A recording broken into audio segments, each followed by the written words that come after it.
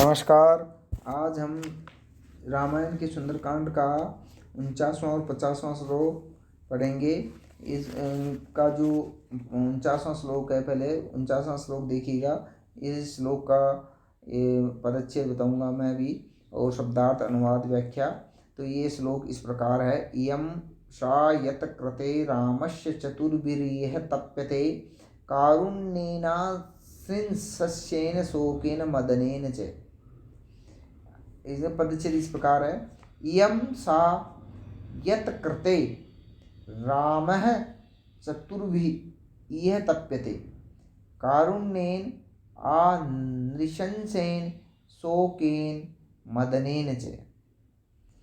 अब इनमें जो शब्दों का अर्थ है वो इस प्रकार है। इस श्लोक में इयम यही है। इयम का मतलब यही, ऐसा। ऐसा ये किसके लिए आया है? सीता जी के लिए आया है। सा वो, कौन? सीता जी। निश्चित रूप से ये सीता जी है। यत कृते जिनके लिए, यत कृते जिनके लिए, राम है श्री रामचंद्र जी, चतुर्भी चार कारणों से, ये मतलब इस संसार में, इस संसार के तप्यते संतप्त होते हैं, तपते रहते हैं। कारुण्येन माने करुणा भाव से, आ निशंसेन दया भाव से, शोकेन शोक से, शोक भाव से, और मदनेन, मदनेन का मतलब प्रेम भाव से। ये शब्दार्थ हुआ इस श्लोक का। अब जो अनुवाद है वो इस प्रकार है। श्लोक का अनुवाद देखिएगा कि यही निश्चित रूप से क्या है? सीता जी है। अब इस अनुवाद करते समय हमको ये ध्यान रखना होगा कि पहले कर्ता आएगा, फिर कर्म आएगा और फिर क्रिया आएगी। तो इसके अंतर्गत क्या है? यम सा यत करते राम है चतुर्भी है तप्यते। तो यही निश्चित रूप से क्या है? सीता जी हैं, जिनके लिए श्री रामचंद्र जी संसार में करुणा, दया, शोक और प्रेम, इन चार प्रकार के भाव युक्त कारणों से क्या है? तपते रहते हैं। व्याख्या है जो इस श्लोक इस प्रकार है विस्तृत रूप से कि हनुमान जी ने किष्किंधा में और वनवास में श्री रामचंद्र जी को सीता जी के लिए अत्यंत परेशान होते हुए स्वयं देखा है।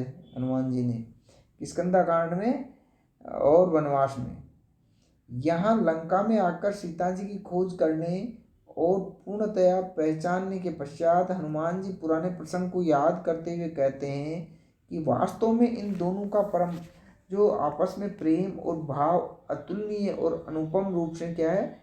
स्मरण योग्य है।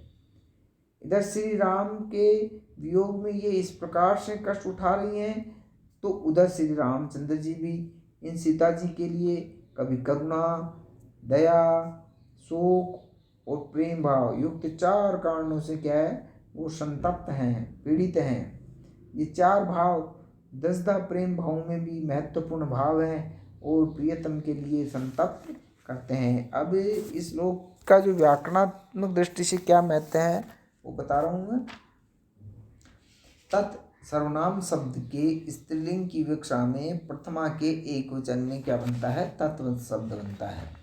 और ये इयम शब्द पद इस प्रकार बना है। यस्या कृते इति यत् करते।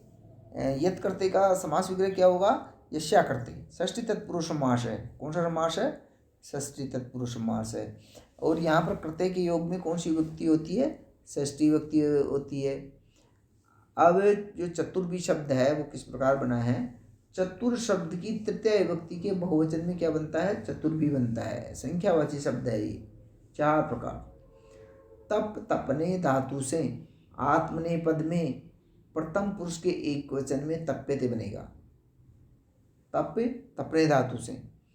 करुणाया भावम इति कारुण्यम तेन इति, जिसमें करुणा की भावना विद्यमान होती है, उस भाव या विचार को क्या कहते हैं? कारुण्य कहा जाता है। करुणाया भावम इति कारुण्यम तेन इति कारुण्येन। तो जिसमें करुणा की भावना विद्यमान हो, उस भाव या विचार को क्या कहेंगे? कारुण्य कहेंगे। शुच धातु से दुख भाव में शोक शब्द बनता है। क्या बनता है? शोक शब्द। और तृतीय एक वचन में शोकेन शब्द बनता है। अब 50वां श्लोक है वो देखिएगा। स्त्री प्रणष्टेति कारुण्यादाश्रितेत्या नृशंसतः पत्नी नष्टेति शोकेन प्रियेति मदनेन च। स्त्री, एक स्त्री का हरण हो गया। क्या हो गया?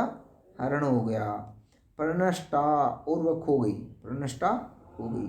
इति, ये है सोच करके। कारुण्यात माने करुणा की भावना क्या है? बढ़ जाती है। करुणा की भावना क्या हो जाती है? बढ़ जाती है। आश्रिता, वह हमारे आश्रित अर्थात भरोसे पड़ती, हमारे आश्रित थी तो हमारे भरोसे पड़ती। इति, ऐसा विचार करते हुए वे, ऐसा विचार करते हुए वे अनृशंसतः, दया भाव से द्रवित हो जाते हैं। दया भाव से क्या हो जाते हैं? द्रवित हो जाते हैं। और पत्नी, जो मेरी धर्म पत्नी की मुझसे नष्टा, वो क्या हो गई है? बिछुड़ गई है। इति शोके, इस शोक से, इस दुख से। प्रिया इति मदनेन च, प्रिया मेरी प्रियतमा मेरे पास नहीं है। इति मदनेन च, ऐसे भाव से भरकर वे, मदनेन प्रेम की भावना से, वेदना, प्रेम की वेदना का अनुभव करते हैं। ये जो है शब्दार्थ हुआ इस श्लोक का। अब अनुवाद है वो इस प्रकार है। एक स्त्री का हरण हो गया और वह खो गई, ये सोचकर उनके श्री रामचंद्र जी के हृदय में करुणा की भावना क्या है? बढ़ जाती है। यह सीता जी केवल हमारे ऊपर आश्रित थी, ऐसा विचार करते हुए वे दया भाव से क्या है? द्रवित हो जाते हैं। मेरी धर्मपत्नी मुझसे बिछुड़ गई, इस बात का चिंतन कर वे शोक से क्या है? व्याकुल हो जाते हैं।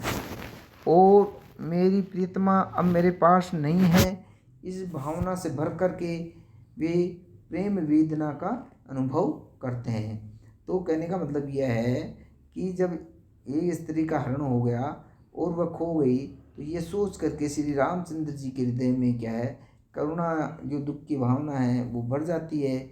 और वो सीता जी केवल, और वह सीता जी केवल हमारे ऊपर आश्रित थी, ऐसा विचार करते हुए उनको दया आ जाती है। और दया के भाव से वो क्या है? द्रवित हो जाते हैं।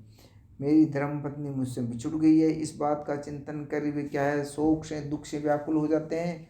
और मेरी प्रियतमा अब मेरे पास नहीं है, इस भावना से भरकर वे प्रेम वेदना का क्या करते हैं? अनुभव करते हैं।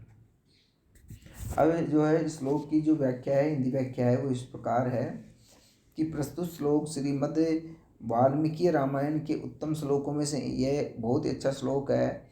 उत्तम श्लोकों में से एक श्लोक है। ऐसी सीधी सरल और उदात्त भावना बहुत कम कवियों की रचनाओं में देखी जाती है। इस श्लोक में जिनके मन में विचार चल रहे हैं वे श्री रामचंद्र जी भी एक हैं, और जिनके विषय में चिंतन किया जा रहा है वे श्री सीता जी की क्या है? एक पति हैं। परंतु विचार भिन्न भिन्न प्रकार से आ रहे हैं। चारों के अलग अलग कारण भी हैं।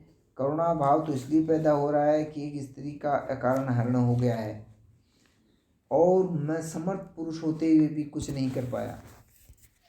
दया की भावना इसलिए उत्पन्न हो जाती है, हो रही है कि वह केवल मेरे आश्रय अथवा भरोसे पर वन में आई थी और मेरे अलावा उसका कोई अन्य सहारा नहीं था। विवाह के पश्चात जीवन पर्यंत पति पत्नी ही परस्पर सर्वाधिक सहयोगी और सुख दुख में सहारा देने वाले होते हैं। एक दूसरे के बिना दोनों का जीवन अधूरा होता है। उसका बिछुड़ना मेरे जीवन का सबसे बड़ा और ऐसा दुख है, इसकी पूर्ति या निराकरण दिखाई नहीं देता। प्राकृतिक और स्वाभाविक रूप से पति के मन में सर्वाधिक प्रियता का कारण प्रियतमा पत्नी के लिए तथा पत्नी के मन में पति के लिए होता है। हम दोनों अलग अलग कर दिए जाएं, यह विचार करके ही प्रेम की वेदना से श्री रामचंद्र जी का जो हृदय है वो भर जाता है, आप्लावित हो जाता है।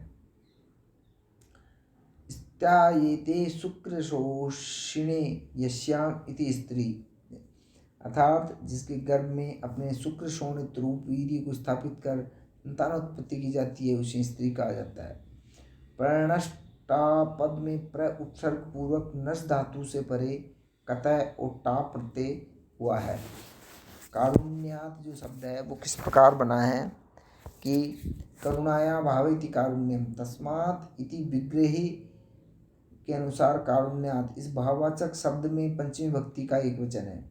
आ उपसर्ग श्री श्रयणे धातु कतः और टा प्रत्यय से व्युत्पन्न आश्रिता का अर्थ है पूर्ण रूप से भरोसे करने वाली। पुरुष के साथ स्त्री संबंधों में जो व्यक्ति सहधर्मचारिणी होती है, उसका भरण पोषण करती है, वह पत्नी और भार्या शब्दों से बोधित की जाती है। उसके स्त्री संबंधों में जो व्यक्ति सहधर्मिणी होती है और उसका भरण पोषण करती है, वह पत्नी, और भार्या भरण पोषण करने वाली वो कौन सी होगी? भार्या। नस धातु से परे कतः व टा प्रत्यय होने पर नष्टा बना है, और प्रिय धातु से कतः प्रत्यय करने पर प्रिय शब्द बना है, और स्त्रीलिंग में टा प्रत्यय करने पर प्रिया शब्द बना है।